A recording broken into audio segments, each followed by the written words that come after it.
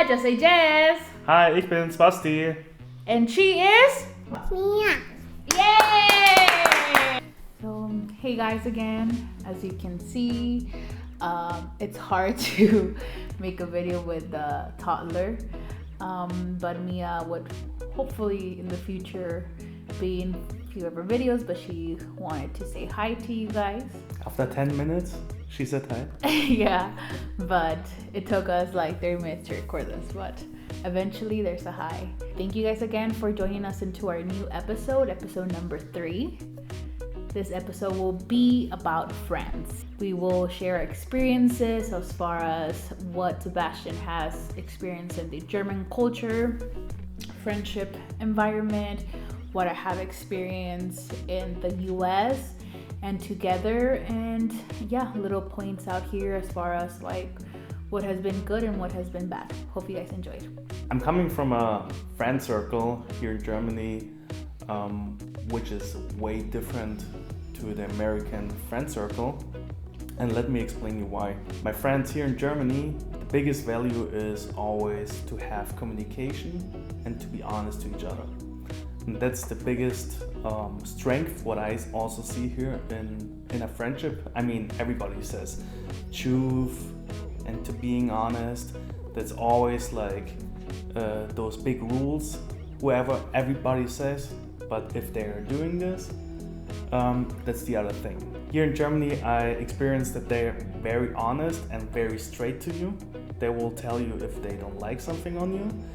They will tell you if they like something, but they say it not through a nice flower. They just say it straightforward, hey, I don't like that, or I like it. And once I moved to the United States, I was the friend circle, like for me, the culture, I was upside down for me. I met people who were very kind to me. They were super kind, they were super nice to me. They were welcoming me and show me stuff. They said, hi, let's do this. But that was just surface. There was like, okay, maybe for meeting each other, like maybe 1 or 2 times or 3 times.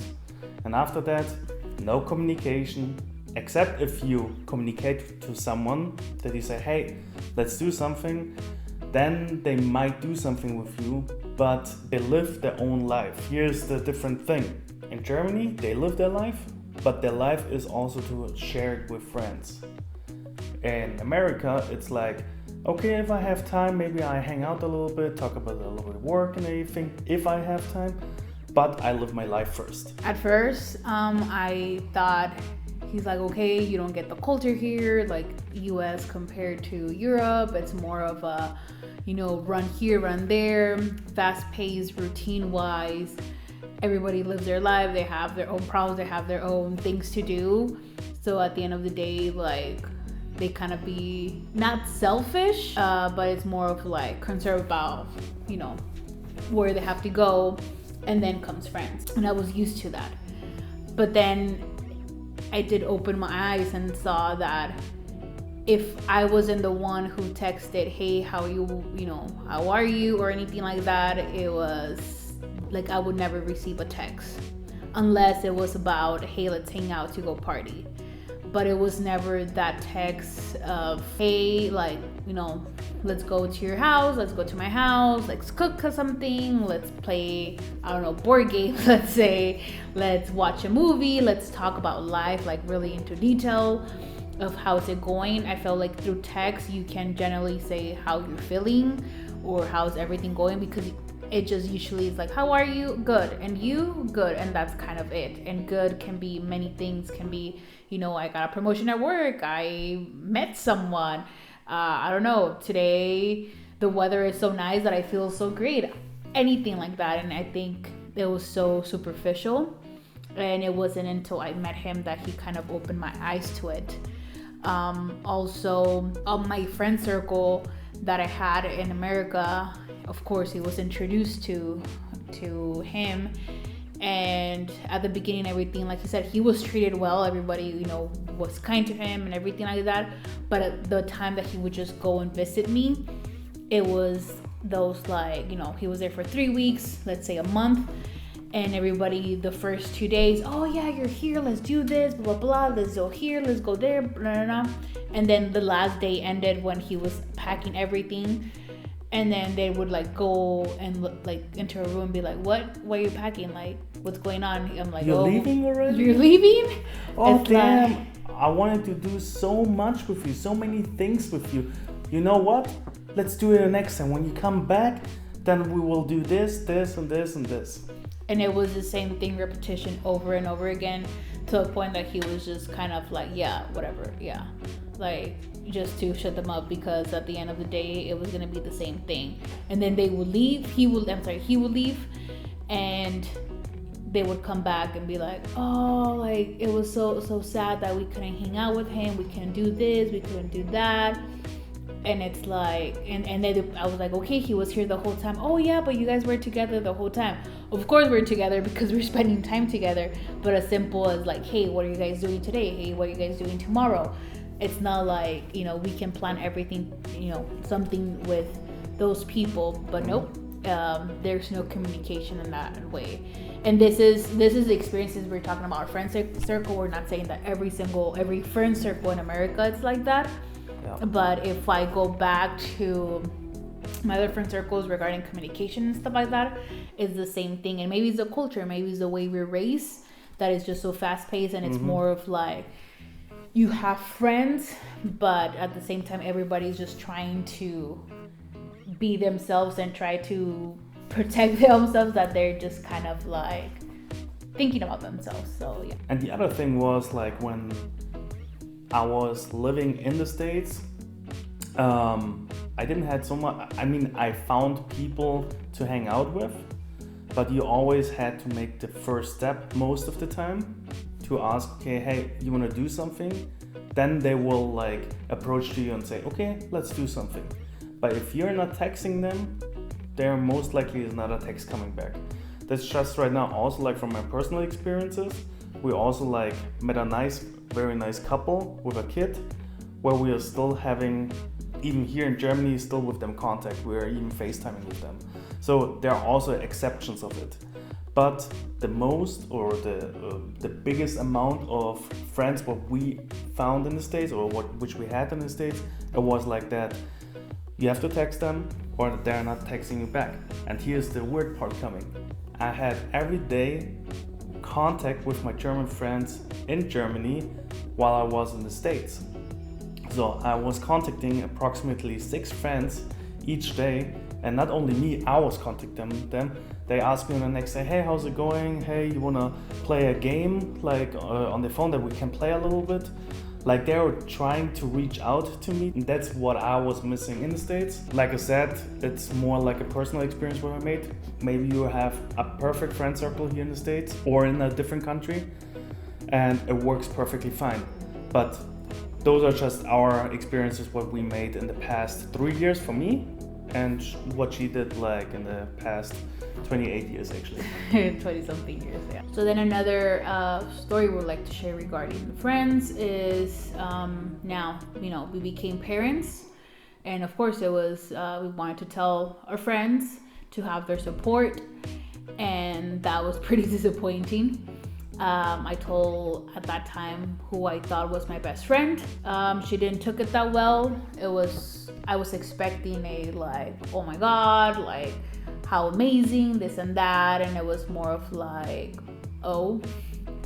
I remember one day we actually went to have some dinner, and she was ordering beer, and I didn't want to drink any alcohol because I was pregnant, but she didn't know at that time. And she told me, oh, one of my coworkers is pregnant. And then she looked that I didn't have beer, and she was like, don't tell me you're not drinking beer because you're pregnant. That would be like not cool. And now I just kind of like gulped and was like, oh no, I just feel sick. I don't feel like drinking beer. And then just kind of like let a few months go and to tell her. And after that, she was like, oh, I'm gonna be an aunt, this and that. She wrote me a beautiful letter, thinking, okay, she's gonna have my back. But no, it wasn't like that. Everyone thought like a pregnant woman couldn't do anything. That's the way I felt. They stopped texting me, they stopped inviting me to places, and it was just kind of like, I'm pregnant. I'm not like, I don't know, sick or something that is contagious. Like, it felt that way, to be honest. And after Mia was born, I didn't saw those friends until her baptism. And then after that it was just kind of, I think I saw another of my best friends a couple of times, but that was because he was coming over to party. So he was able to make a trip from LA. Oh, because at that time, once we had Mia, we were living in San Diego. So he was able to make the trip from LA to San Diego, but that was because he was going to party. So the next day we would get to see him, but that was because the reason was partied. And at the end of the day, it's like, yes, we're parents and she's our number one priority, but at the end of the day, my mom was there to support us, my brother, my dad, or anyone else. So if we needed time as parents and with friends, it was always possible, but they never had that courage, or I don't know what they needed, to just be like, hey, let's hang out, if their problem was, that a baby was going to be there. But yeah, so that was pretty disappointing. So eventually I kind of like went, my own way, decided to just kind of really just focus on my family. He was always encouraged me because he's so honest and he's so used to that honesty in his friend circle. He was more like, hey, why don't you tell them what's going on? How do you feel? And the time that I did try to tell, I didn't tell my best girlfriend, but I did tell my best boyfriend, and it kind of went sideways. So I just didn't want to, take that drama off my plate and just focus on more important things. So at the end of the day, I'm here. I have no friends in America anymore that I can say that I have acquaintances, and people text here and there, how's it going? But there's people that I haven't seen in a long time. Maybe I want to give them the, the benefit of the doubt and be like, okay, I was the only from my friend circle, I was the first one to get married, I was the first one to get pregnant, so probably they're not used to being around that, a different scenario of a married couple, of parents. So maybe that's how they were like, okay, like shocked to you or whatever. But at the end of the day, we still the same people. We still like to have fun. We still are there for them. But if they decide to, they decided actually to kind of like move back and go their own way without sharing their time with us, then that's acceptable and understandable. And for us, it's the same. We moved on, and yeah, we're now here and experiencing new friendships. When we found out that we're becoming parents, so I told my friends that we're becoming parents, and they were kind of surprised, of course, but also actually very excited.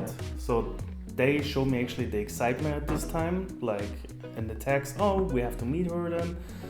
Once we found out that it's a girl, then they also said, yeah, we need to meet her with the uncles and everything, or at the aunts. Yeah, I even received private messages just from them, not even going through Sebastian, like going through like my phone or social media. Mm-hmm. And it felt more like, I don't know, generous and genuine, and it felt heartwarming for me that to even I know his friends, but they were not the friends that like how I used to know my other friends. So it was amazing being like, they're accepting that and they're really like welcoming our new baby. But there's a big but coming now. So once we moved back to Germany, it changed a lot actually. I think my friends couldn't handle it. Also, let me interrupt you a little bit. He's also the only friend from his circle that he's married and is a dad. Yep. Then it came like very similar to those friends what I had in America, that they were not texting me, not asking me if I have time. I mean, don't get me wrong, they asked me at the beginning for like few things, and I only said once no, to one thing because I couldn't do it because we didn't have a babysitter, I think it was on that time. And after that, I never received any texts except of few friends. I'm not saying everybody was like that, but there were like few friends where they didn't ask me anymore. And then when I confronted them, some of them told me, yeah, well, we were assuming that you don't have time. Okay, don't assume, just ask. I can't always have time for you guys, but I'm trying to make the time for you guys. I think we proved them that we also can still have fun. We still can go out with friends. We still can go to evenings or having dates without a kid. And I think they were thinking, oh, they have a kid now, they can't do anything. No, that's wrong. That's always the wrong assumption. I think a lot of parents out there, they have the same issue what we have. Yeah. That a lot of friends say, oh, I think they don't have time anymore. No, that's not true. Just talk to them and say, hey, how's it going? You wanna drink a coffee? You wanna go out? You wanna do this? Because we will find the time to hang out with our friends. It's not like that we're disappearing like ghosts. We're not forgetting where our friends are, what our friends are. A lot of people out there probably have the same issue like we have right now, who has a kid, and hopefully those people who sees that, also who doesn't have a kid, understands we have time, or also other parents will have time for their friends, because we're not ghosts and we're still the same people like before, just with one more additional person. But as you said right now, that our friends shouldn't forget who we are, meaning like the fun people they used to go out with or do all of stuff, but at the end of the day they need to remember that now we're a family. So it's nice to have that just couple of time with friends and share it like that, but they also need to understand that there's going to be, if they still want a friendship, there's also another person involved. So there's times that someone can take care, like a nanny or whoever can take care of the little one. So that means we're bringing her and she is going to be part of the party or whatever junction or function we do with her. So they should be good with that too. And if they're not good with that, then that means they're not friends. And if we have also like some viewers right now in the YouTube channel who are parents and have maybe similar problems or like experiences with friends, you guys definitely can like leave a comment down there.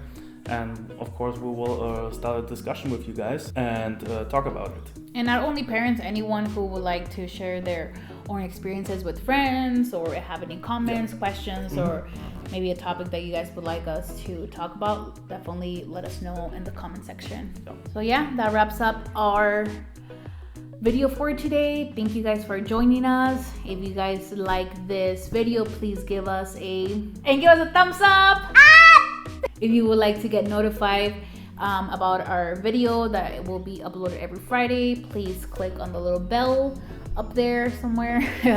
That way you guys can get notified. We'll be leaving our Instagram down below, so go ahead and feel free to follow us. We definitely share our experiences, our little journey adventures of every day here in the beautiful city of Munich, and just craziness of Mia randomly singing her guts out and basically me going crazy. But yes, we definitely hope you guys like this video. Feel free to slide in our DMs and let us know what's up. Thank you guys again. Thank you. Bye. Bye-bye. Cheers.